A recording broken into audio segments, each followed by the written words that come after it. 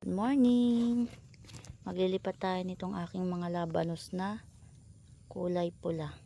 Ang kukit na mga ugat niya, kulay pink. So titingnan natin kung mabubuhay sila. Dahil nabuhay nga sila, ang pinunla ako. So mabubuhay siguro sila pag tinanimayan.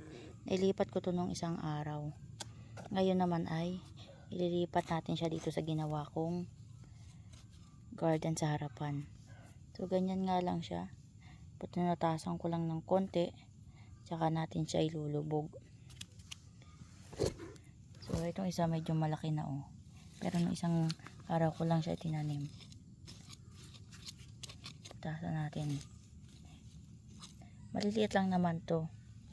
Kulay pink, pula. Pink yung puno niya. So yan. Medyo malalaki na kasi sila, kaya kailangan natin silang ilipat. Yan. Dahan-dahan lang para yung ugat niya ay hindi mamatay.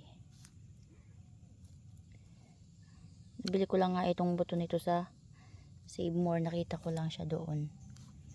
So, ganyan lang ang gagawin natin. Lalagay lang natin siya isa-isa.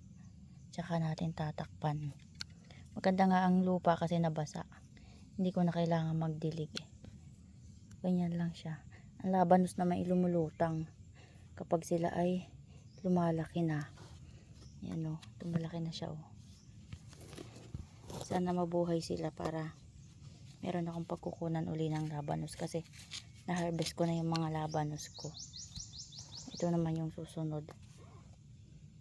Maliliit lang to Hindi ko lang alam kung pag nagbunga siya ay malalaki. Doon sa picture kasi niya maliliit lang. So yan. Tandahan lang kasi maganda yung mga ugat niya mataba. Pinunla ko nga siya kasi titingnan ko kung tutubo. Tumubo siya, hindi tanim natin. Ganun lang yun Pag tumubo, itanim. Diba? Pinapantay-pantay lang natin siya dito para maganda yung kanyang pagkakatubo. Hindi siya tikit-tikit. Yan. Malambot yung lupa kasi ito ay pinag-mix-mix ko. Yan, pagising ko nga nandito na ako sa garden. May bisita ako mamaya kaya hindi ako nakapagsimba ngayon. So ayan. Taniman lang natin siya. Sa dami nga nitong aking taniman, hindi ko alam kung saan kuunahin. Isang araw nasa labas ako. Nagpabalag ako ng aking mga sitaw. Ito nga ilagi kong napapanood sa vlog ng mga foreigner. Yung maliliit na labanos na kulay pink or red. Kaya nag-try din ako. Titingnan natin kung ilang buwan siya bago lumaki. Madami pa nga ako nitong nakasidling tray. Ilalagay ko na lang siguro yun sa galon kapag tumubo. Yan.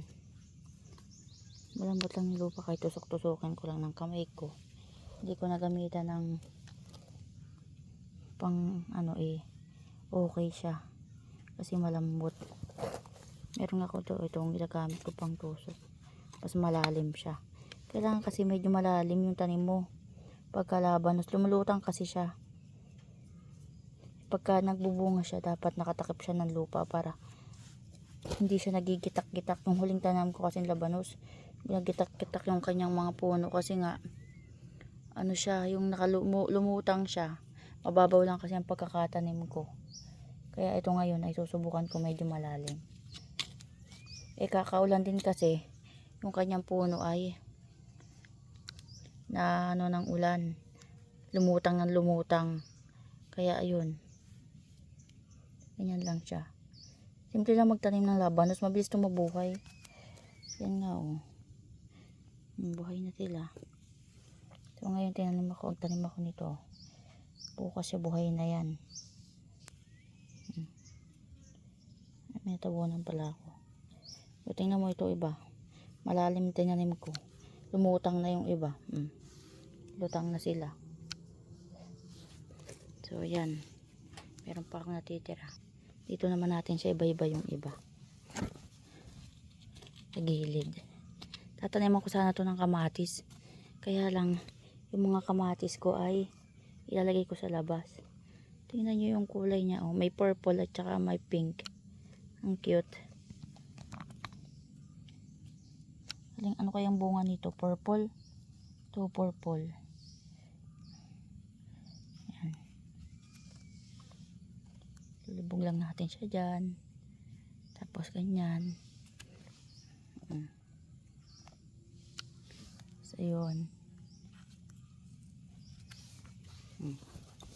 Yan. Diba malambot lang siya kasi yung kamay ko lang pinantutuso ko. Marami kasi ako nilagay ditong ipa. Tsaka nilagyan ko na rin siya ng chicken manure. Hindi na lang. At sila ay yung ubos din. So ayan. So ayan na nga guys. Naitaman natin ang aking pulang labanos. Yan, sana ay mabuhay sila. Thank you for watching. Magandang araw.